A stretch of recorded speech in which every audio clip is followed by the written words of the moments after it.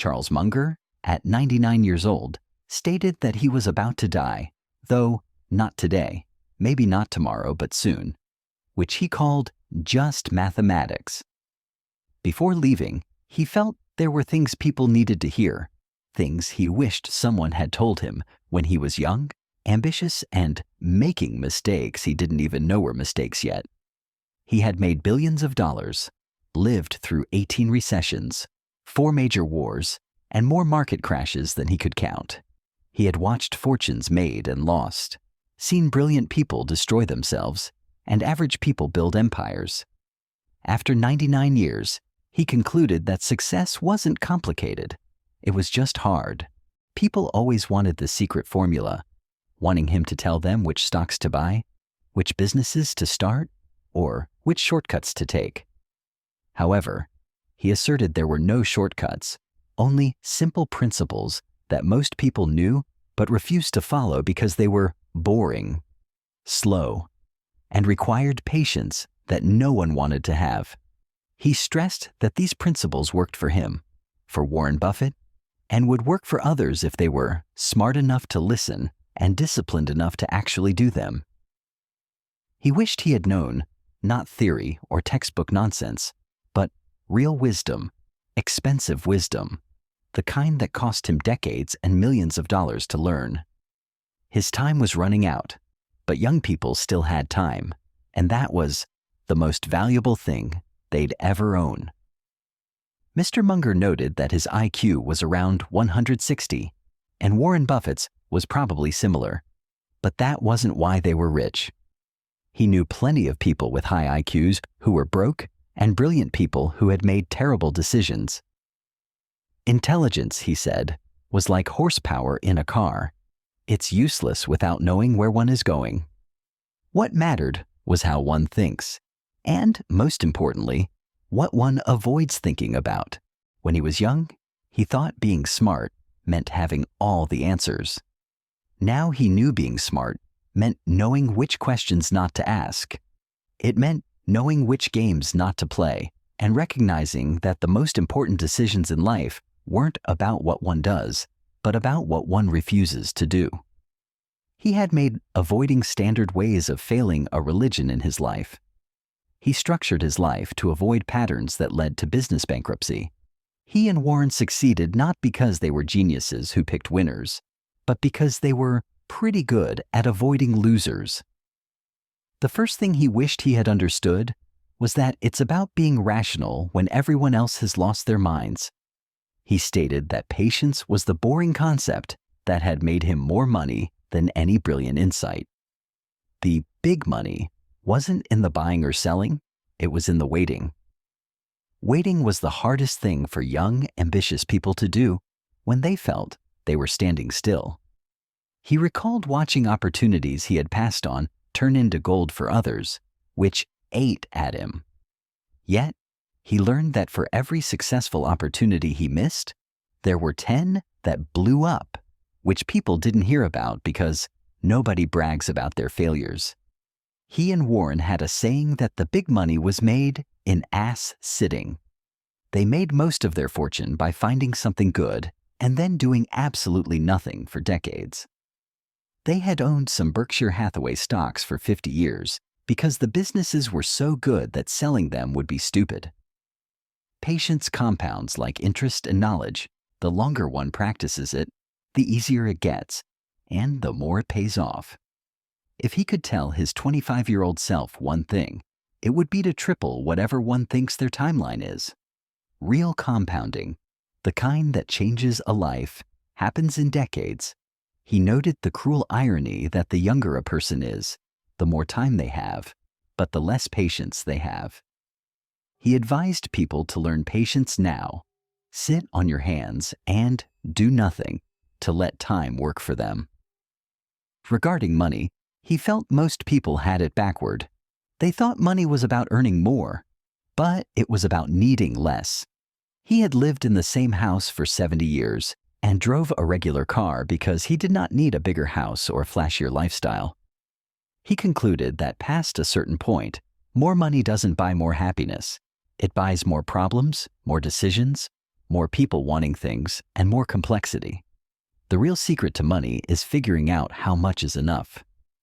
Once a person has enough to be comfortable, secure, and to not worry about the basics, additional money is just a way of keeping score, and keeping score is exhausting. He recounted a friend who got really rich in the tech boom, but spent the next decade miserable and worried about losing it. Money did not free him, it imprisoned him. His advice was to figure out what enough looks like, and then stop. People shouldn't let their lifestyle inflate just because their bank account does, because then they're back on a treadmill.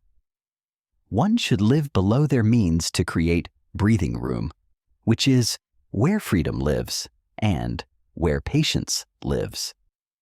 On the secret to staying sharp at his age, he said the answer was simple. He never stopped learning. He and Warren were learning machines, reading, thinking, and challenging their own beliefs constantly. They did this because the world kept changing, and if one stopped learning, they became obsolete.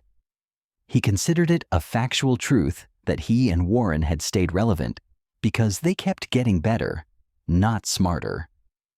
They learned from their own mistakes, from other people's mistakes, and updated their thinking when they were wrong. He stressed that people shouldn't cling to ideas just because they have always believed them. He stated that the greatest killer of businesses and investors was obsolete thinking. He wished he had known earlier that one's education never ends. Every day one should go to bed slightly smarter than when they woke up. He advised reading widely, studying failure, especially one's own, challenging assumptions, and surrounding oneself with smarter people. The key, he said, was to learn across disciplines. The big insights come from connecting ideas from different fields, not just going deeper into a narrow specialty. This creates a lattice work of mental models, allowing a person to solve problems that others cannot even see. Learning compounds, just like money. He admitted to making every mistake in the book, from losing money and trusting the wrong people to wasting time on ventures that went nowhere. He had been arrogant, stubborn, and wrong countless times, but those mistakes were the best education he ever got. He taught that mistakes are not setbacks, they are tuition. The goal is not to avoid all mistakes, which is impossible, but to make mistakes one can afford to make and then never make them again.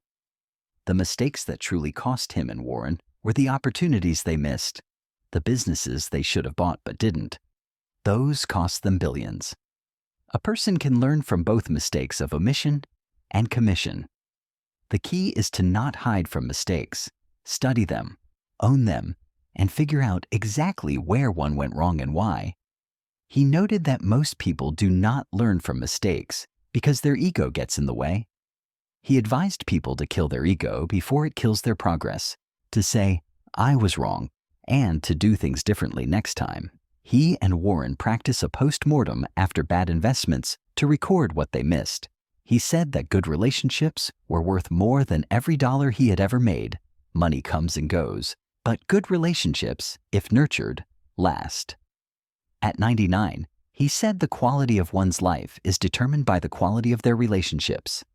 The people one chooses to spend time with are the most important decisions one will ever make, because you become like the people you surround yourself with.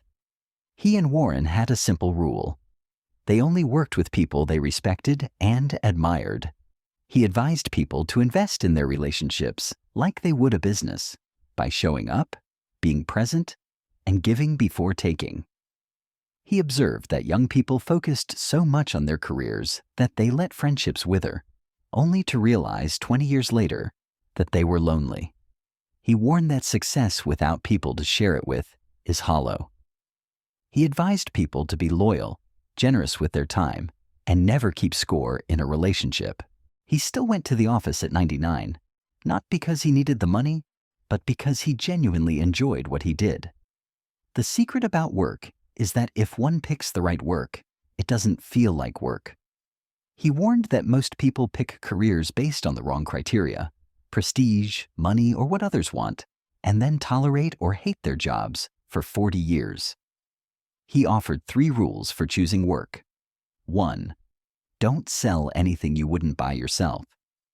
Once a person compromises their integrity for a paycheck, they are finished morally. 2. Don't work for anyone you don't respect and admire. Working with people one doesn't respect is soul-crushing. 3. Work only with people you enjoy. He and Warren were partners for decades because they genuinely liked each other. If a person can check all 3 boxes, integrity, respect, and enjoyment, they will never dread Monday morning. They will have found work that feels like play. He also learned that a person's reputation is built slowly and destroyed quickly. It takes decades to build trust, and one bad decision to lose it. He advised people to guard their reputation like it was their most valuable asset. Also, one should chase competence, not titles or promotions, as the world pays a premium for truly excellent people. He shared a secret that the simple approach usually works better than the complicated one. Smart people often add complexity to feel clever, but complexity is where things break and fail. He and Warren bought businesses they understood, run by people they trusted, at prices that made sense. Simple, boring businesses. He stated there was no prize for difficulty. Complex systems are fragile and require constant monitoring, while simple systems are robust and be clever in the long run. When faced with a decision, one should default to simple. He had said no to more opportunities than he had said yes to, because most were bad opportunities disguised as good ones. He emphasized that the question is not, is this a good opportunity? But, is this the best possible use of my limited resources? The answer was usually no. He said he had made more money by sitting on his hands than by taking action, and that inaction is an underrated, viable, and sometimes best strategy. He advised people to make saying no a skill and to use it liberally, as no is a complete sentence. He was still alive because he had taken care of himself consistently. He wished he had known earlier that health is the only asset one can't replace. He warned against working oneself into the ground, not sleeping, eating garbage, and never exercising. Health, like money, compounds. He stressed that one's body has limits, and unlike money, a person can't just earn more health. One should take care of oneself to be functional and sharp for as long as possible, because what good is wealth if you're too sick to enjoy it? He had regrets, but most of them were about the things he didn't do. Opportunities he was too cautious to take, relationships he let slip away, and risks he should have taken. The mistake of passing on Walmart haunted him. He didn't regret the friends he kept, the books he read, or staying married and curious. He concluded that people would regret the things they don't do more than the things they do. Fear keeps people from trying, and that costs them over decades. He said he had lived a good run and had great friends, good health, enjoyable work, and a meaningful life, none of which came from being a genius. It came from following a few simple principles and sticking with them. He hoped people would take away the following: be patient, learn constantly, admit your mistakes, live below your means, choose your people carefully, do work that matters, keep it simple, say no often, take care of your health, and don't wait to live the life you want. Time is the only thing one can't get more of. People should figure out what enough looks like and build a life around that. The goal isn't to die rich. The goal is to live well and to look back at the end and think, yeah, I did it right.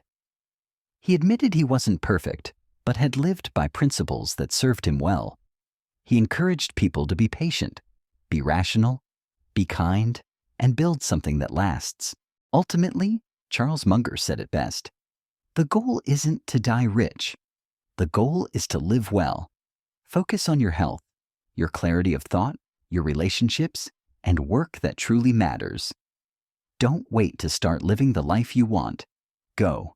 Be patient, be rational, and build something that lasts. That is the wisdom he wished he had known at your age. Use it wisely. If these principles resonated with you, show your support. Hit the like button right now, and if you're serious about thinking clearly and avoiding the costly mistakes that destroy most people, make sure you subscribe and turn on notifications. Join our community as we continue to seek real wisdom and build a life of competence, not complexity. Thank you for watching.